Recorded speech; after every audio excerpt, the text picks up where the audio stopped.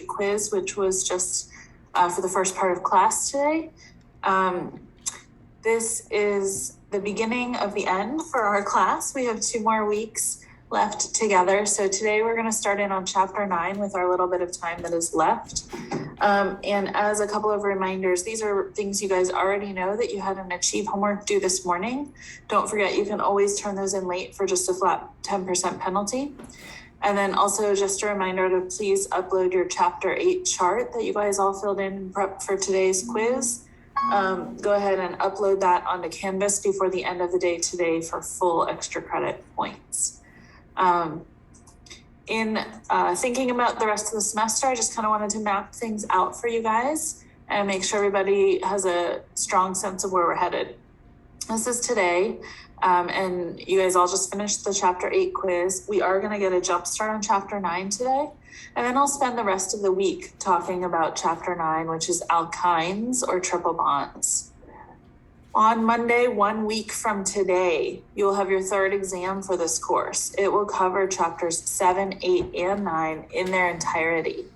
I will be hosting my regular office hours on Wednesday this week, and I will be adding in additional office hours later in the week this week as well. So just keep this in mind that exam 3 is coming on Monday. And as you guys also all know, we have to make it through 10 chapters in order for me to prepare you guys for next semester. So after exam 3 on Monday, we will cover chapter 10 for the last couple of days of that week. I think that we'll just need those 2 days to cover it. If we need to spill over into our last day of class together on May 2nd to cover a bit of chapter 10, we will. But my hope is to cover it all in these 2 days so that we can have this last day of class together as a semester review in advance of the final exam. So this is what it's going to look like for the next couple of weeks. And I'll have the Achieve Chapter 9 homework that you guys all are probably expecting to be posted on Achieve probably later today. Someone's asked in the chat box, will we be quizzed on Chapter 10? That's a great question. The answer is yes, but I think I'm going to do it a little bit differently so that we save our class time to cover material together and prep you for the final exam as well. And so I think I'm going to do the Chapter 10 quiz as a on your own time take home. And I'm thinking about making it open book, but I just want to keep in mind, I want everyone to keep in mind, even if I make the quiz for Chapter 10 open book, Chapter 10 will be on your final exam, which is not open book. And so just don't slack off in learning Chapter 10 because you think you can, because it'll come back and bite you on the final exam. And speaking of final exam, I would ask you guys to check your syllabus for the final exam because I teach multiple sections and I don't want to announce the wrong date here. So please check your syllabus for the date of the final exam, and we'll of course talk about that between now and then. Okay, so we have just a limited amount of time today, so I want to get a jump start on chapter 9, which is about alkynes. I'll talk about the final exam at a later class, so hold all of your final exam questions for a different time. So for chapter 9, really, hopefully you guys can see in the outline here, this is actually not the outline for today. This is the outline for the whole chapter. And you can see how much of this chapter is going to parallel chapter 7, the synthesis of alkenes. The synthesis of alkynes is very similar to the synthesis of alkenes. And also chapter 8, the reactions of alkynes, which mirror the reactions of alkenes. So what that means is that these reactions that you're going to learn about in this chapter, both the reactions that synthesize alkynes and the reactions that we can use alkynes for to make other things, most of them are going to feel familiar. And there will be some variations, there will be some subtle differences, but the core concepts, the fundamental mechanisms involved in these things are going to be the same. And thank you, Jordan, for checking the syllabus. Your final exam, you guys, is May 6th. From 12:30 to 3:20 p.m. And note, that's just a couple of days after the last day of class. So we'll talk more about this probably after we get through exam 3 together. But just be thinking ahead for how quickly this final exam is going to come on. Okay, but for now, let's get back to alkynes. And what I want to do today is probably just introduce you to alkynes. If I have time, I'll start talking about the synthesis of alkynes, but we'll see just how far we get today. So as far as introducing alkynes, you guys have already met alkynes before on a couple of different occasions. So some of this is going to be reviewed. As we all know, the term alkyne means triple bond. And so we can use that term both to describe the triple bond itself. We can say this feature is an alkyne, or this functional group is an alkyne, or we can use it to describe the whole molecule. This molecule, Jamaica-amide B, is considered an alkyne natural product because it has an alkyne functional group in it. So just like simple alkanes and alkenes, there's a generic molecular formula for simple alkynes. And that formula is shown here, CnH2n minus 2. And you guys should have been able to get to that actually on your own if you think about what this means, what this generic molecular formula means. So for alkanes, we know that generic molecular formula is CnH2n plus 2, because every carbon is going to have the two of its valence spots taken up by a hydrogen, and then the two carbons taken up by two hydrogens. Man, all right, let me start over with that so I don't confuse anybody. Every carbon in a simple alkane will have two of its valence spots taken up by a hydrogen, and then there will be these two hydrogens on the end. This is for a linear alkane, but conceptually, the CnH2n plus 2 rule also works for branched alkanes. When you move to an alkene, you would have to remove two of these hydrogen atoms to introduce your pi bond, right? And so the alkene generic molecular formula for simple alkenes, where there's just one pi bond in the molecule, is CnH2n. And if you think about what an alkyne is, being a sigma bond and two pi bonds, to go from an alkene to an alkyne, we would have to remove two more hydrogen atoms to get that second pi bond in place. And so that's the origin of this generic molecular formula for simple alkynes. For every triple bond, there are 2 degrees of unsaturation. And that's something you guys already know from when you learned degrees of unsaturation in chapter 7, I believe it was. And I've already kind of mentioned this several times, but I'll keep saying it. A lot of the reactions of alkynes look like the reactions of alkenes. And so we will see many of these reactions that feel familiar. And there are also going to be a small set of reactions that are brand new that alkynes can do that alkenes cannot. And so we'll talk about those as well. All right. Of course, we have to play with nomenclature. We have to be able to talk about our molecules to chemists across the globe when we're limited and can't draw things. So the nomenclature for alkynes is going to be very similar to what you guys already know for alkenes. You need to find the longest chain that has the triple bond in it. Okay, so it's not just the longest carbon chain in the molecule, but it's the longest chain that has the triple bond in it.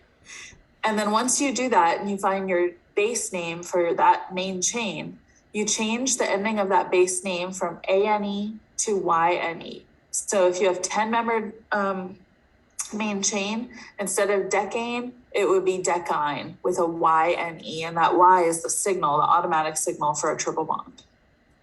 Just like with alkenes, you're going to number that chain. Once you identify that main chain, you're going to number it, and you have 2 choices to number it. You can go from left to right or right to left, or depending on how it's oriented, up to down or down to up.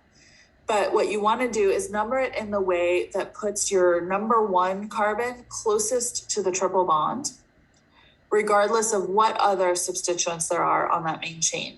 The triple bond is going to dictate the numbering scheme.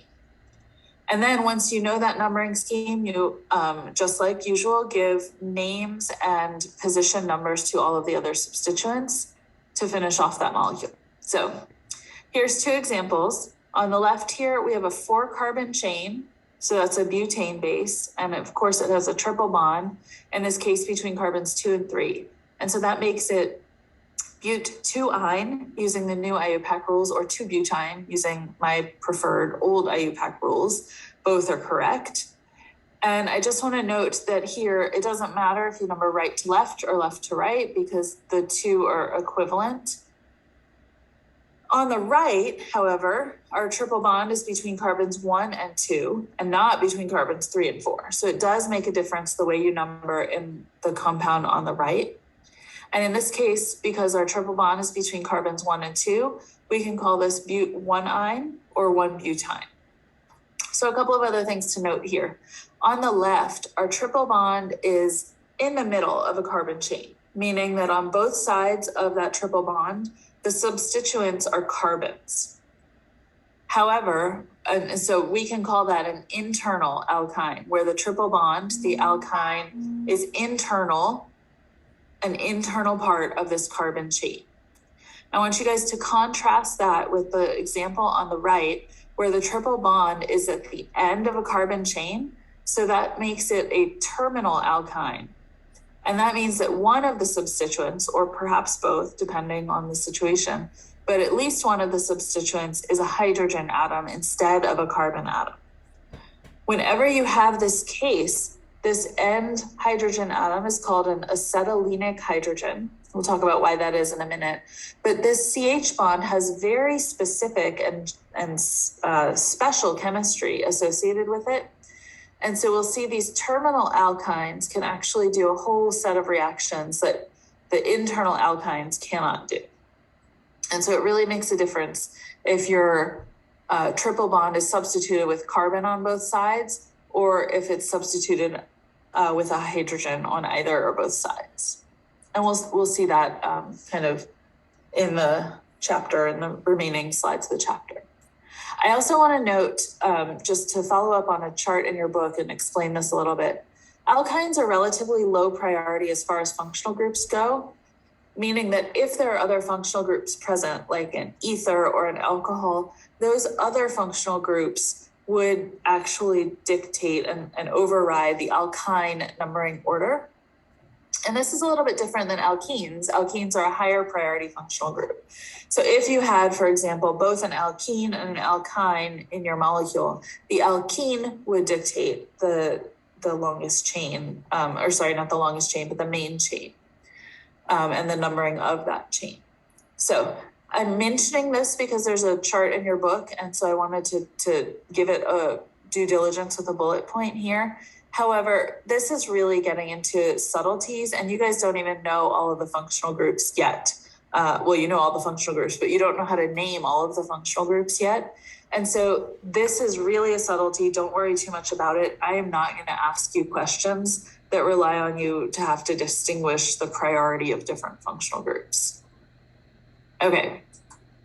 In addition to the IUPAC nomenclature, with alkynes, we actually are in a lucky case because we have a different way of naming alkynes called common names that are often easier to figure out and often easier to assign names to. Remember though, anytime we're assigning a name to a molecule, our overall goal is to be able to unambiguously describe that molecule to another chemist. So what that means is that we can't choose a name where we could possibly draw more than one structure. Okay, so in thinking about common names, the way we look at common names of alkynes, what we do is look at how this triple bond is substituted and name it based on the substitution pattern of the triple bond relative to if it were not substituted at all. So what do I mean by that? Well, acetylene is the common name for the simplest alkyne, HC triple bond CH, is called acetylene. That's the common name. Ethyne is that IUPAC name, right? Because it's a 2-carbon triple bond. And so it's got the ethane base for being a 2-carbon, and then the YNE suffix for being a triple bond. But the common name is acetylene. And yes, this is the same acetylene that is used in welding and stuff like that. So you can buy tanks of acetylene and use it for all sorts of different functions. Okay, so if acetylene is this most basic triple bond, HC triple bond CH, if you were to, for example, if we look at this molecule on the left, replace one of those hydrogen atoms with a methyl group, you can call that methyl acetylene. And so what that tells us as chemists, that we have acetylene where one of the hydrogen atoms has been replaced by a methyl group. We can tell by the name that this is a terminal alkyne because we only have one substituent named out here. So if you have an internal alkyne, you would have two substituents, one on each side, and you can name your alkyne that way also using a common nomenclature sort of set of rules where you identify the group on each side. So on this left side, we have a 4-carbon chain that is branched right here.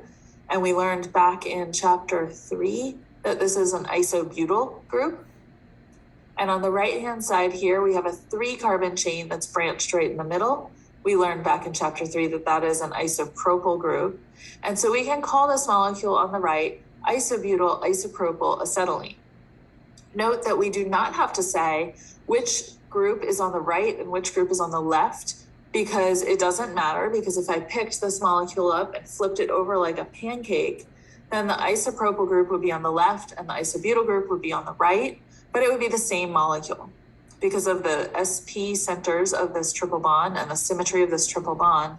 It doesn't matter which way you draw it because they're identical. They're the same molecule. We put isobutyl first in this name because of alphabetization, the B of butyl coming before the P of propyl. So that is how you do common names for acetylenes or triple bonds. For your own practice, I encourage you guys to try writing out the IUPAC names for each of these particular alkynes on your own time. Okay, I want to also spend some time reminding everybody about the orbital structures of triple bonds or alkynes. And so you can see here on this slide, just the sigma framework. So the carbon atoms of triple bonds, I've said a couple of times now, but I'm gonna say it again. These are sp hybridized orbitals for the carbon atoms of a triple bond. That means their geometry is linear. And that means that all 4 of the atoms that are involved in a triple bond, either part of the triple bond or the substituents, the direct substituents of a double bond, all 4 of those atoms must be linear. All 4 of them must be linear, even if there's branching beyond that. So it doesn't matter what these 2 substituents are, if they're hydrogens or if they're carbons, the 4 atoms that are involved in or touching that triple bond must be linear. Okay, so this is what that sigma framework looks like. And what does the pi bond framework look like? Well, as we know, both pi bonds are made up of p orbitals that overlap. So you're gonna have 2 sets of p orbitals because every triple bond is made up of a sigma bond and 2 pi bonds. In the case of the example I'm showing you here, we have a set of yellow p orbitals that are parallel to the screen. Actually, they're in the screen. And so those unhybridized yellow p orbitals that are in the screen are overlapping with each other. And then we have a set of unhybridized red p orbitals that are perpendicular to the yellow ones. They're perpendicular to your screen, so they're coming directly out towards you and directly behind the screen. And those are overlapping with each other to create a second pi bond. And the 2 pi bonds have to be perpendicular to one another because of the geometry constraints of unhybridized p orbitals. Okay, so a couple of other details about alkynes. Just as with alkenes, the more bonding you have between 2 atoms, the closer they will be to each other. So alkynes have a shorter bond length than alkenes, just like alkenes have a shorter bond length than alkanes, right? So the stronger the bond is between 2 atoms, the tighter they will be held together and the closer they will be held together. On your own, you can practice reminding yourself of the hybridization of each of these carbons involved in these alkanes, alkenes, and alkynes. And think about the geometry of that. Think about how in the alkanes, you have tetrahedral centers. In the alkenes, you have 6 atoms that are forced to be planar with each other. And in the alkynes, you have these 4 atoms that are forced to be linear with each other. The other really important feature of alkynes, and this is going to be a hugely important feature of terminal alkynes, and it's going to dictate a lot of the chemistry that they do. We talked about this way back in chapter 2 when we were talking about acidity. Normally, CH bonds are not very acidic at all. Hydrocarbons are some of the worst acids out there. They have some of the highest pKa's out there. However, as you introduced more S character into the hybridization of the orbital that would hold the negative charge of that conjugate base after you deprotonate, the more S character it is, the closer those electrons will be to the nucleus. So if you think about the shape of an S orbital versus the shape of a P orbital, you can imagine that the more S character there is, the more those electrons would be held closer to the nucleus. And so the more they would be stabilized by the positively charged nucleus that they're closer to.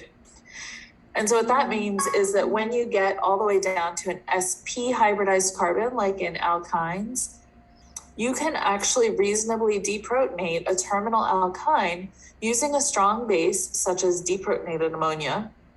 You can do that deprotonation because that CH bond has become acidic enough to allow for that deprotonation to occur. And it is because of the S character of that sp hybridized bond between the carbon and the hydrogen.